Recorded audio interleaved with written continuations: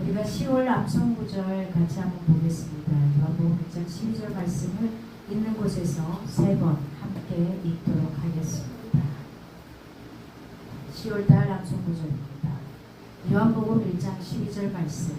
영접하는 자, 곧 그 이름을 믿는 자들에게는 하나님의 자녀가 되는 권세를 주셨으니. 요한복음 1장 12절 말씀. 요한복음 1장 12절 말씀. 영접하는 자, 곧 그 이름을 믿는 자들에게는 하나님의 자녀가 되는 권세를 주셨으니. 요한복음 1장 12절 말씀. 요한복음 1장 12절 말씀. 영접하는 자, 곧 그 이름을 믿는 자들에게는 하나님의 자녀가 되는 권세를 주셨으니. 요한복음 1장 12절 말씀. 아멘. 요한복음 1장 12절 말씀은 기독교인이라며 그리고 하나님을 믿고 따라가는 사람들이라면 기본 암송 구절이기도 합니다. 왜냐하면 이 말씀으로 우리의 갖고 있는 정체성이 만들어지기 때문입니다. 영접한다. 누구를? 무엇을? 예수 그리스도를 맞아들인다. 내 인생의 주인으로 그리고 내가 따라가겠습니다 하는 이 영접이라는 단어를 굉장히 고귀하게 맞아들일 겁니다. 곧 그 이름을, 예수 그리스도 이름을 믿는 자들에게는 하나님의 자녀가 되는 권세를 주셨대요. 우리가 양자로서의 그 권세를, 양자가 되더라도 동일하게 내 배 아파서 난 아이가 아니어도, 아니면 내 씨가 아니어도 동일하게 내 호적에 실었을 때는 동일한 권세를 주는 것처럼 우리가 하나님이 갖고 계시는 그 동일한 권세를 함께 가졌다라는 의미입니다. 이렇게 멋진 저와 여러분 10월달 하나님 안에서 살아갈 수 있기를 바랍니다. 영접하는 자, 곧 그 이름을 믿는 자들에게는 하나님의 자녀가 되는 권세를 주셨습니다. 하나님은 여기시니 예배하는 자가 영과 진리로 예배할지어다. 저희들이 사도신경으로 신앙 고백 드리겠습니다. 나는 전능하신 아버지 하나님 천지의 창조주를 믿습니다. 나는 그의 유일하신 아들 우리 주 예수 그리스도를 믿습니다. 그는 성령으로 잉태되어 동정녀 마리아에게서 나시고 본디오 빌라도에게 고난을 받아 십자가에 못 박혀 죽으시고 장사된 지 사흘 만에 죽은 자 가운데서 다시 살아나셨으며 하늘에 오르시어 전능하신 아버지 하나님 우편에 앉아 계시다가 거기로부터 살아있는 자와 죽은 자를 심판하러 오십니다. 나는 성령을 믿으며 거룩한 공교회와 성도의 교제와 죄를 용서받는 것과 몸의 부활과 영생을 믿습니다. 아멘.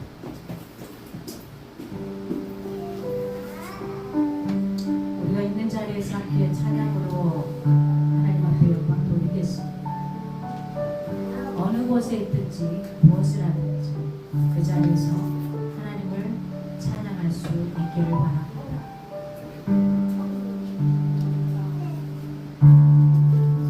오늘도 멀리 출장 가고 계시는 노래 리더님 대신해서 제가 찬양과 함께합니다. 찬송과 곡을 먼저 함께하겠습니다. 고난 내 영혼 편히 쉴 곳과 풍랑이라도 안전한 복이 주님의 영원한 팔을 의지할 수 있는 저와 여러분의 삶이 되면 좋겠습니다.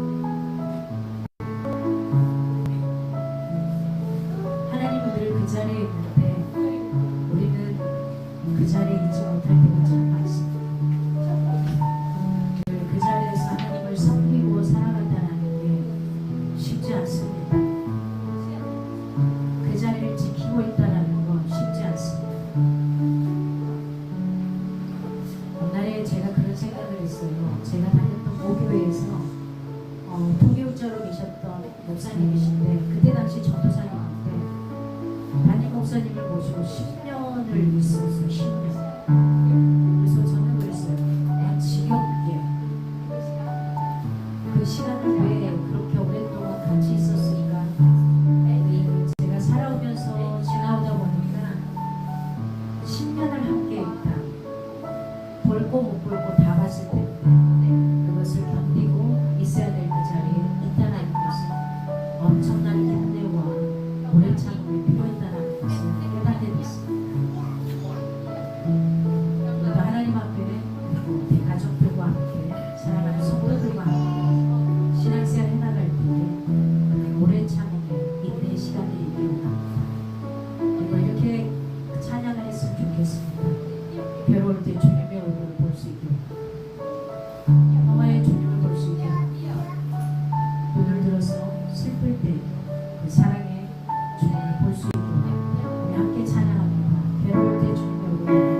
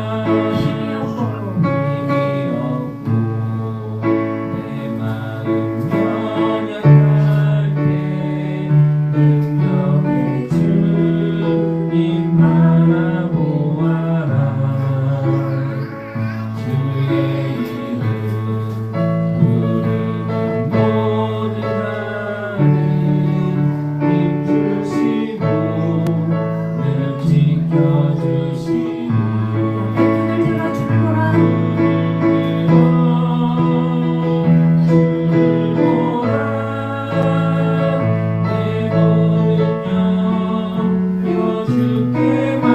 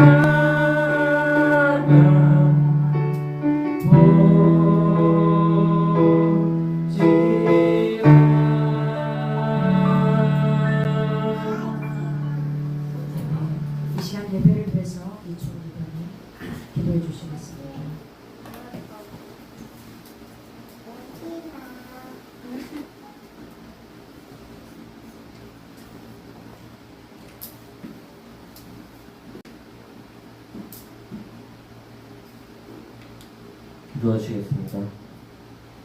긴 명절을 무탈하게 보내고 한자리에 모여 예배하게 하심을 감사합니다. 오는 길과 가는 길 은혜로 지켜주시고 보호하여 주사 이 자리에 모였으니 그 사랑을 잊지 않고 감사함으로 영광 돌리는 저희 되길 기도합니다. 이 예배를 기뻐 받아 주옵소서. 세상의 것에 치우치지 말고 한계를 넘어 하나님의 부르심에 준비된 자 되게 하시고 하나님을 알며 믿음으로 무장한 자 되게 하옵소서. 그리하여 세상의 조건보다 하나님을 붙드는 간구함으로 하나님의 일을 감당할 수 있길 기도합니다. 때로는 지치고 힘들지라도 하늘 천국을 사모하며 낭망하지 않게 하시며 우리에게 돌아갈 하늘나라가 있으니 믿음으로 살아가는 성도 되길 기도합니다. 약한 세상에서 믿음 흔들리지 않고 그리스도의 향기를 풍기며 선한 영향력을 미치는 저희 되게 하시고 풍성한 열매 맺는 가을에 영혼의 열매를 맺는 선한 길 교회 되게 하옵소서. 빈자리가 차고 넘치게 하사 예배를 지키고 사랑하게 하옵소서. 가을 환절기에 건강 상하지 않게 지켜주사 모두 건강한 모습으로 매 주일 예배당에 모일 수 있길 원합니다. 말씀 전하시는 김희정 목사님께 성령 충만함을 부어주시고 준비된 말씀을 통해 우리의 심령이 회복되고 삶이 변화되게 하여 주옵소서. 우리 모두가 주일 예배를 빠지지 않을 수 있는 환경과 건강과 마음을 허락해 주시고 어느 것 하나 부족하여 나오지 못한 이들의 문제도 해결되길 기도합니다.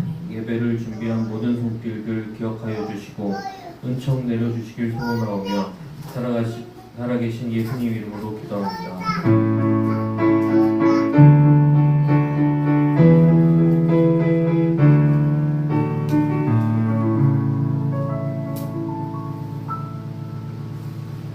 감사합니다. 준비하신 예물 하나님 앞에 드릴 때에 정기사님의 영상을 구성 함께 하시겠습니다.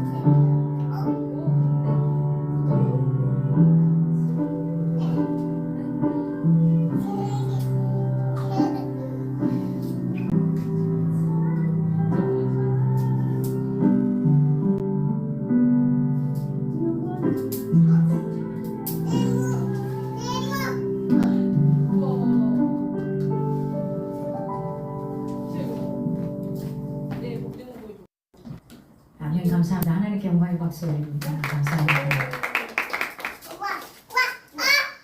오늘 저희가 함께 보실 말씀은 로마서 8장 31절에서 39절입니다. 로마서 8장 31절에서 39절 말씀입니다. 이거 봐봐. 아빠 이거 뭐예요? 네, 오늘 함께 보실 말씀은 로마서 8장 31절에서 39절 말씀입니다. 제가 한 절, 여러분 있는 자리에서 여러분이 한 절 교독하겠습니다. 그런즉 이 일에 대하여 우리가 무슨 말 하리요? 만일 하나님이 우리를 위하시면 누가 우리를 대적하리요?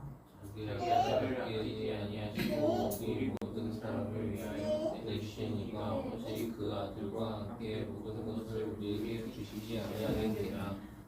누가 능히 하나님께서 택하신 자들을 고발하리요? 의롭다 하신 이는 하나님이시니 누가 정죄하려 죽으실 뿐 아니라 다시 살아나신 이는 그리스도 예수시니 그는 하나님 우편에 계신 자여 우리를 위하여 강구하시는 자신이라. 누가 우리를 그리스도의 사랑에서 끊으리요? 환난이나 공고나 박해나 기근이나 적신이나 위험이나 칼이랴. 기록된 바 우리가 종일 주를 위하여 죽임을 당하게 되며 도살당할 양같이 여김을 받았나이다. 한과 같으니라. 그러나 이 모든 일에 우리를 사랑하시는 이로 말미암아 우리가 넉넉히 이기느니라. 내가 확신하노니 사망이나 생명이나 천사들이나 권세자들이나 현재일이나 장래일이나 능력이나 같이요. 높음이나 기쁨이나 다른 어떤 피조물이라도 우리를 우리 주 예수 그리스도 예수 안에 있는 하나님의 사랑에서 끊을 수 없으리라. 아멘. 오늘 제목 무슨 말을 더하리요? 로마서 전반부의 전체 마지막 부분에 해당되는 부분입니다. 무슨 말을 더하리요? 7장은 율법으로 가득 차 있었습니다. 그러면 8장은 뭘로 가득 차 있냐? 성령으로 가득 차 있습니다. 그래서 우리가 계속 봤던 대로 8장 초반에서는 성령은 우리에게 오셔서 우리를 죄에서 해방시키고 인도하여서 양자의 영으로 우리가 그리스도와 함께 공동 상속자라는 것을 증거해 주셔요. 예수님과 동일한 공동 상속자라는 사실입니다. 그리고 8장 중반에 있어서는 성령은 고난을 통한 장래의 영광을 계시하고 계시고요. 그날이 오기까지 탄식하는 피조물 그리고 신자들 속에 거하면서 그들 위해 친히 중보하고 간구하고 탄식하는 성령의 도우심을 묘사하고 있습니다. 그러면서 지난주에 우리가 봤던 것처럼 신적 예지와 예정으로 시작해서 부르신 그들을 의롭다라고 끝까지 지키고 영화롭게 하시는 하나님의 구원을 확신하게 됩니다.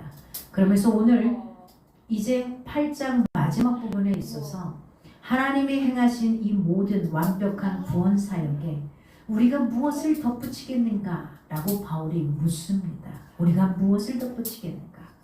그리고 부인할 수 없는 마지막 5가지 질문을 하게 됩니다. 그리고 그 질문에 응답하는 바울의 확신과 사랑의 창가 속에서 로마서는 전반부가 끝이 나게 됩니다. 우리도 바울처럼 동일한 확신을 확인하고 하나님의 구원과 사랑을 세세토록 찬송하는 그런 복된 시간이 될 수 있으면 좋겠습니다. 그러면 한 절 한 절 봐보겠습니다. 31절의 첫 번째 질문을 던집니다. 만일 우리를 대적하는 자들이 있다면 그들이 누구냐 하는 겁니다. 우리를 대적하는 자들이 있다면 그들이 누구냐?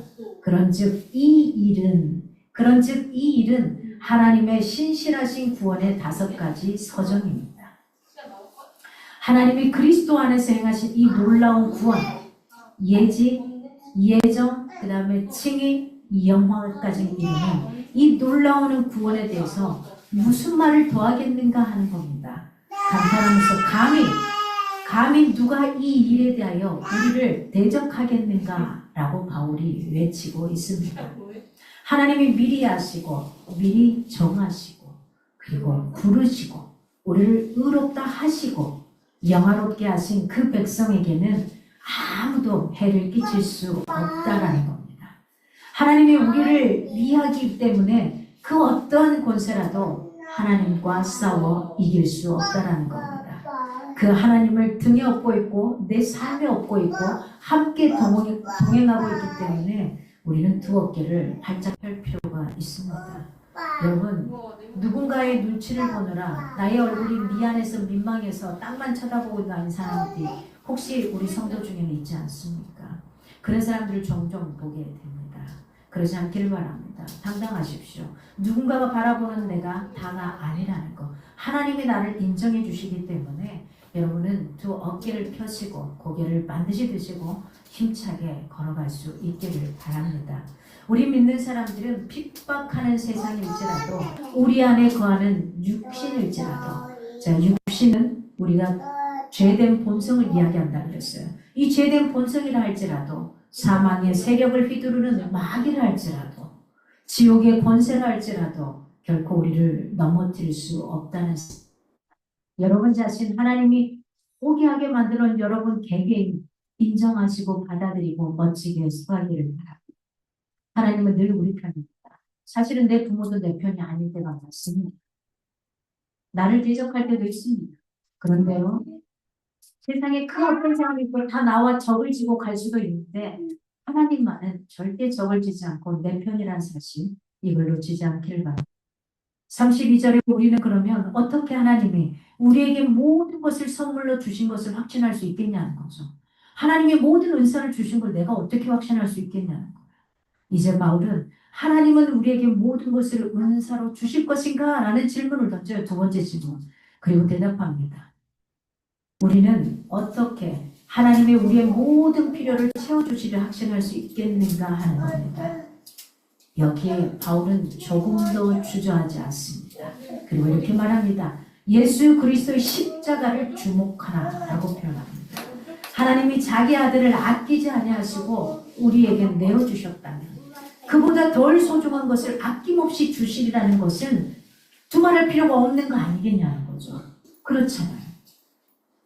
시아가 뭔가를 해줬기 때문에 아빠나 엄마가 무한대로 해주고 지금 명절 기간에도 계속 데리고 식물원 가고 어디 가고 키즈 카페 가고 왔다 갔다 돈 계산한다고 생각해 보십시오. 그리고 내 시간을 투자한다고 생각해 보십시오. 이것저것 계산하면 감당 안 되는 거죠. 근데 뭐죠? 내 배 아파서 나의 씨와 나의 이것으로 모든 걸 해놨기 때문에 이 하나님께 모든 걸 줘도 아깝지 않은 거예요. 계산이 되지 않는 거예요. 계산을 할 이유가 없는 거예요. 네. 계산이 되지 않고 그냥 줄 수 있다라는 겁니다. 바로 이겁니다. 예수 그리스도가 우리에게 십자가를 주었기 때문에 더 이상 그보다 덜한 것은 그냥 거저줄 수 있다라는 걸 우리한테 그냥 주는 거라는 거죠. 이거라는 겁니다. 두말할 필요가 없다라는 겁니다. 머레이 신학자가 이렇게 말합니다. 누가 예수 그리스도를 죽음에 내어주었겠는가? 유다가, 가룟 유다가 은 30개 때문에 주님을 내어줬는가? 질문을 던져요. 빌라도가 군중들이 두려워서 예수 그리스도를 내어줬는가? 아니면 유대인들이 시기심 때문에 내어줬는가? 머레이가 이렇게 질문합니다.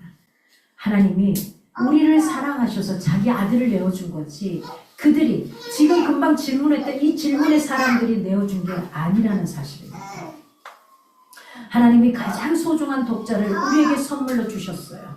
그러면 다른 모든 것들은 당연히 우리에게 아낌없이 주시지 않겠습니까? 이걸 사도 바울은 이야기하고 있는 겁니다. 하나님은 자신의 아들을 주신 것이기 때문에 그 외의 것들, 뭐 돈, 명예, 권세, 여러분이 갖고 싶은 그 모든 것들은 거저줄 수 있다라는 십자가는 하나님의 끊임없이 후하게 주실 것이라는 확실한 보증이 바로 예수 그리스도의 십자가의 사랑입니다. 33절에 다른 사람들이 능히 우리를 고발할 수 없는 이유가 뭐냐는 거예요. 우리를 왜 고발할 수 없는가? 세 번째 질문입니다. 누가 능히 하나님께서 택하신 자들을 고발하겠는가? 하나님께서 택하신 자들을 고발하겠습니까?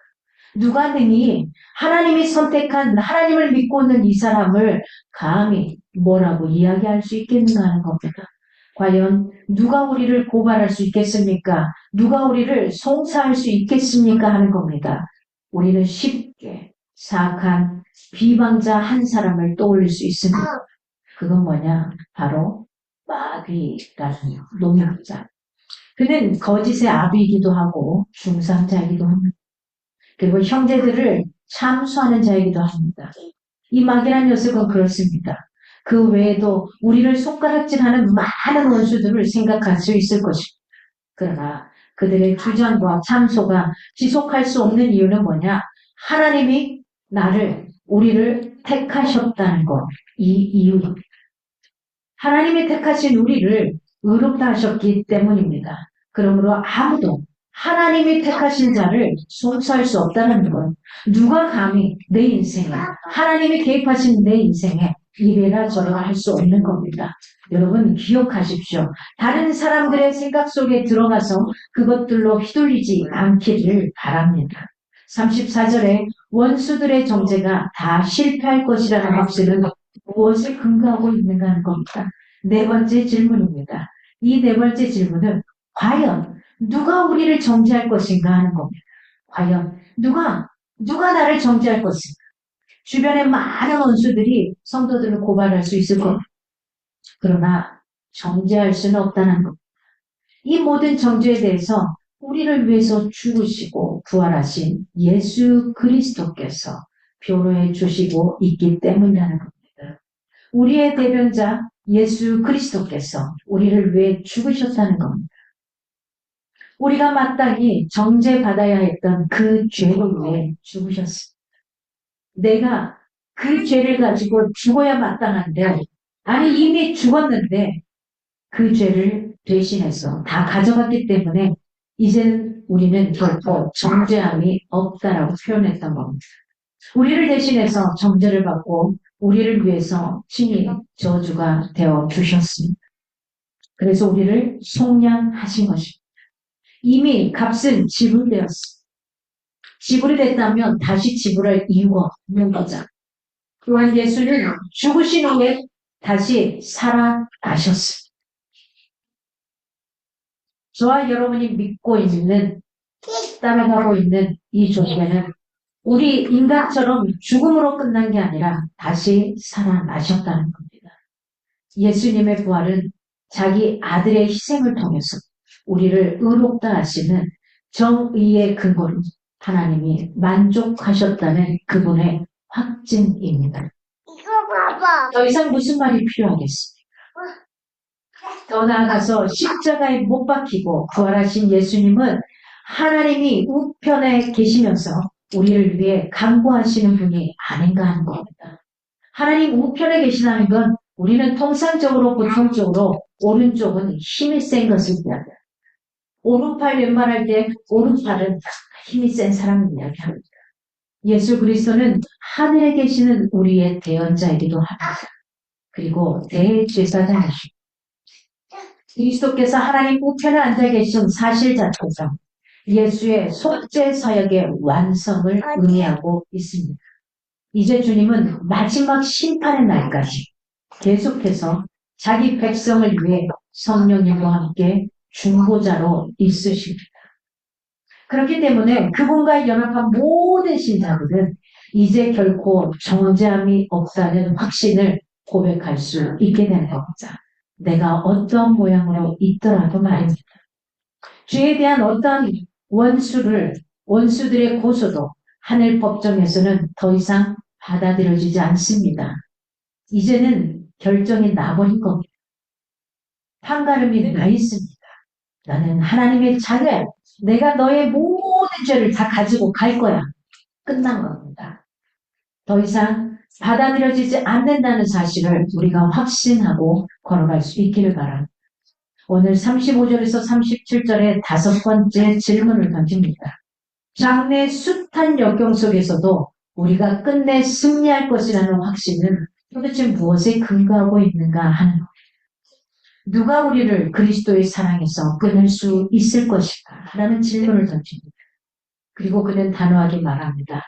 그 어떤 것도 끊을 수 없다라고 말합니다. 우리 성도는 궁극적인 승리에 대한 확신을 갖고 살아야 합니다. 바울은 우리와 그리스도 사이에 끼어들 수 있는 7가지 가능한 역경의 목록을 제시하고 있습니다. 먼저는 환난과 공고와 박해를 이야기합니다. 환란과 공고와 박해는 적대적인 세상에서 일어나는 핍박을 이야기합니다. 로마 시대 때 이런 일들이 일어났죠. 그리고 우리나라도 6.25 전쟁 때 이런 일들이 일어났습니다. 그리고 기근이나 적신, 이건 뭐냐? 기근이 일어나고 적신이 일어나면 어떤 일이 벌어집니까? 필요한 음식과 의복이 부족하게 생겨나는 재난을 이야기합니다. 위험이나 칼, 어떻습니까? 이 땅에서 성도들이 겪을 수 있는 죽음의 위협들이겠죠. 사실은 믿는다는 이유 하나만으로 로마 시대 때 이런 일들이 벌어지기도 했습니다. 지금 같은 세상은 어떻습니까? 그저 엘리베이터에 가끔 혼자 타는데 어떤 남성이 먼저 타고 있거나 뒤에 타고 들어올 때는 저도 모르게 의식하는 게 그 사람이 들고 있는 손에 무엇을 들고 있는가를 보게 되더라는 겁니다. 그리고 좀 무서운 거나 긴 것들을 들고 있으면 살짝 경계하게 되고 내가 내려야 되나 아니면 타지 말아야 되나 이 생각을 하게 되기도 합니다. 위험이나 칼, 그렇습니다. 마지막 생명의 위협을 받을 수 있는 게 바로 칼의 위협이죠. 기꺼이 순교하고자 하는 마음은 분명 그리스도인의 믿음과 신실함에 대한 최종적인 시험입니다. 바울은 시편을 통해서 로마 교회가 조만간 네로 치하에 당하게 될 엄청난 박해와 핍박을 예언합니다. 이 사실은 성경에 있는 사실이 아니라 세계사에서 분명히 이야기하고 있는 부분입니다. 그들은 악형을 당하고 희롱당하고 때로는 채찍도 당하고 결박도 당하고 돌에 맞아 죽기도 하고 사자굴에 들어가서 굶주린 사자굴에 들어가서 사지가 찢기는 이런 아픔을 당하기도 합니다. 그럴다 할지라도 그들을 사랑하신 이로 말미암아서 너희들은 넉넉히 이길 것이다 라고 표현합니다. 넉넉히 이김의 근거는 뭐냐? 두말할 것도 없죠. 우리를 사랑하는 예수 그리스도의 사랑 때문입니다. 이 세상에 어떠한 고난과 불행 그리고 상실이 닥쳐올지라도 그분의 사랑에서 우리를 끊어놓을 수 있는 것은 아무것도 없다는 겁니다.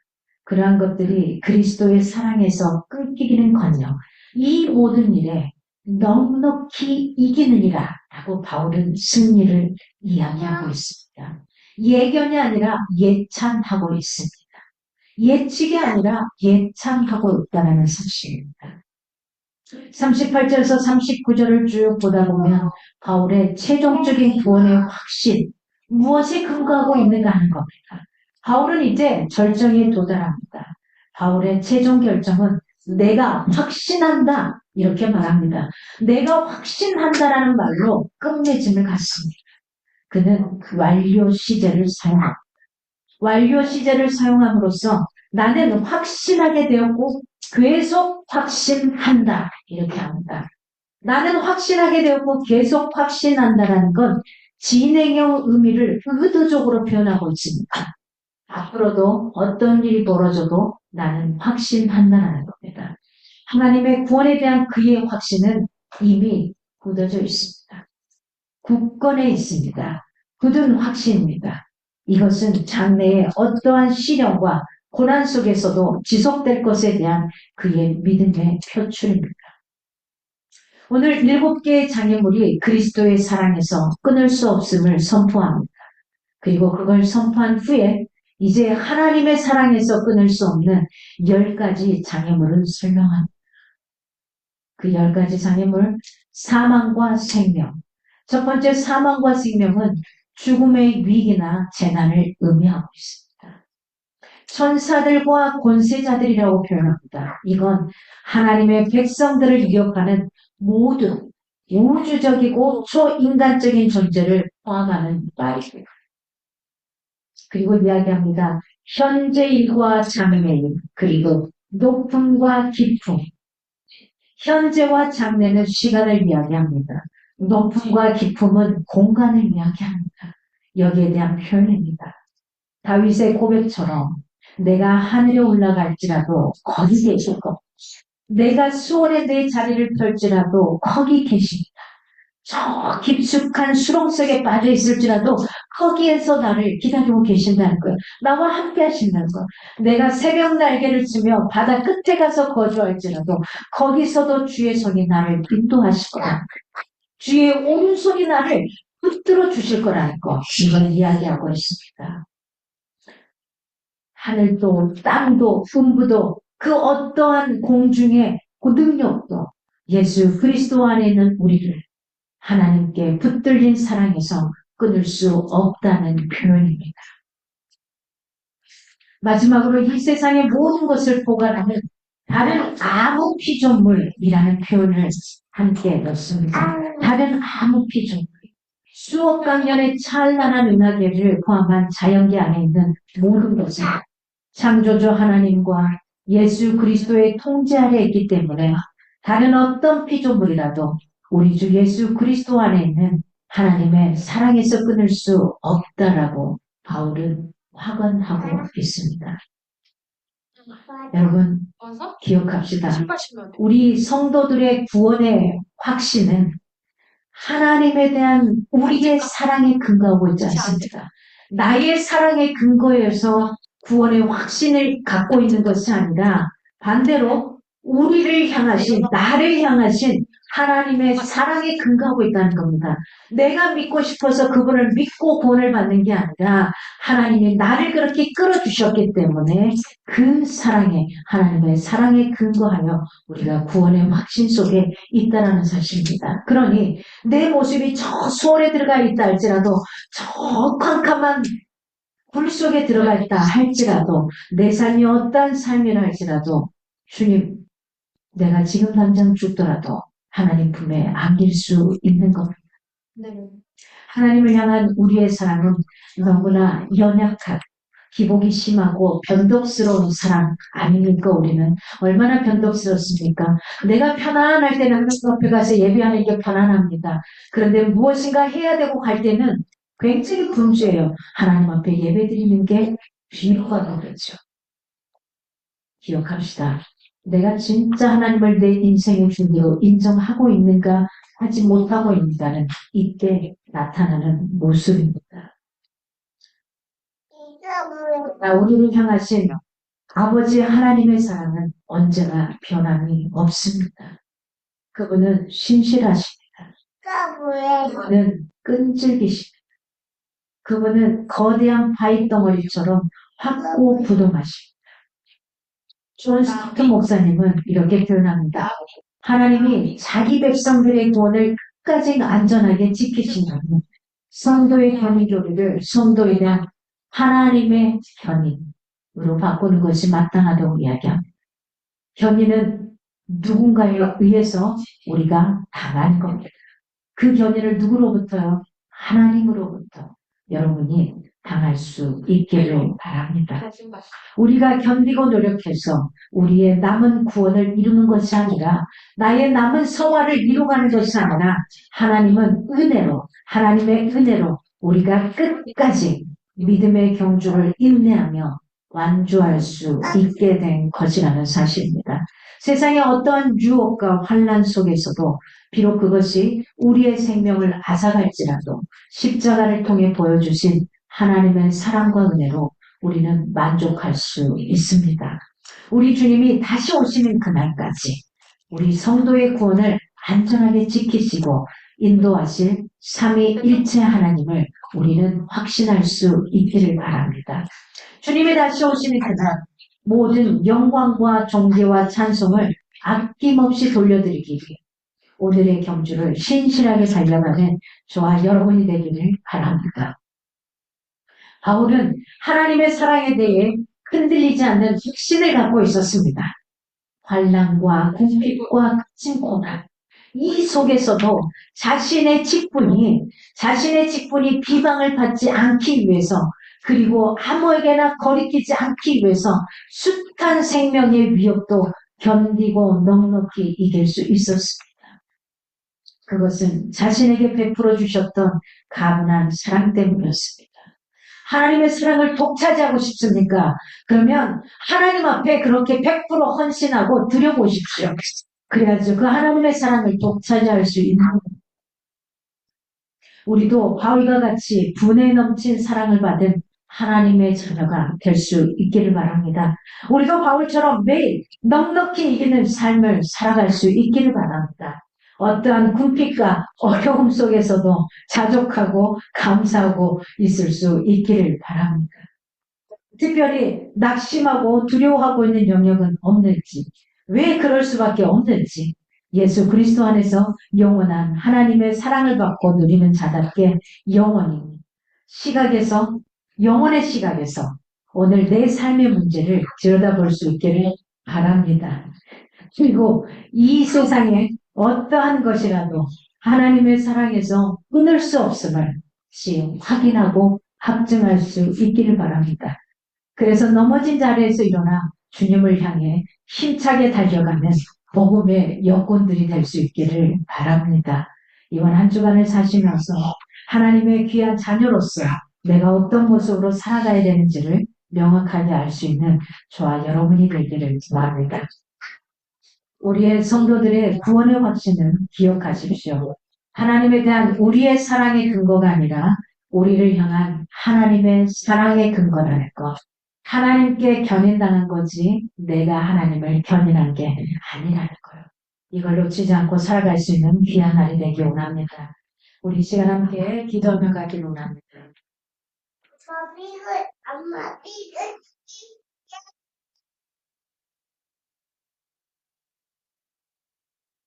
이 시간 우리가 늘 기도하는 대로 기도에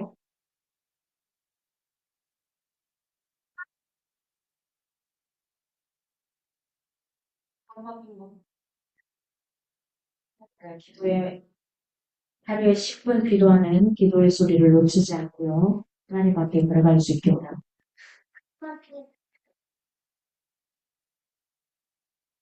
엄마 삐글 하루에 10분 기도하는 기도가 있습니다. 그가 기도하는 하루도 얘기를 해주시면 감사하겠습니다. 그리고 가장 중요한 거요. 11월 첫째 주에 주승함 예배를 드리는데 여러분 어느 곳에 있든지 중으로든 뭐하든 한 번만 그날 함께 할 수 있도록 영혼권을 했습니다. 여러분 기도 하시는 분들 저한테 보내주시면 같이 올려서 기도하도록 하겠습니다. 영혼권을 위해서 기도해 주시고요. 그다음에 우리 사업체들을 위해서 기도해 주시고 사업체들이 하나님 앞에 잘 되고 나가는 게 중요한 게 아니라 내가 하나님 앞에 어떻게 서 있느냐가 중요하죠. 우리가 원하는 행동자들을 저를 믿고 함께 기도해주시라고 하겠습니다. 이 시간 함께 주님 앞에 기도하며 나가겠습니다. 그냥 있는 자리에서 기도하며 나가겠습니다.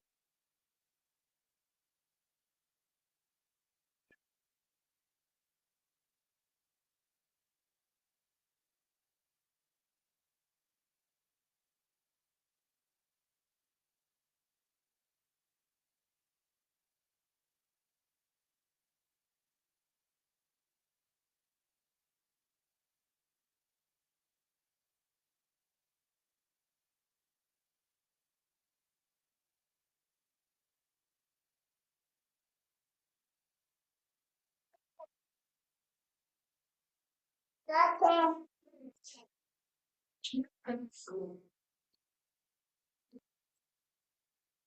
예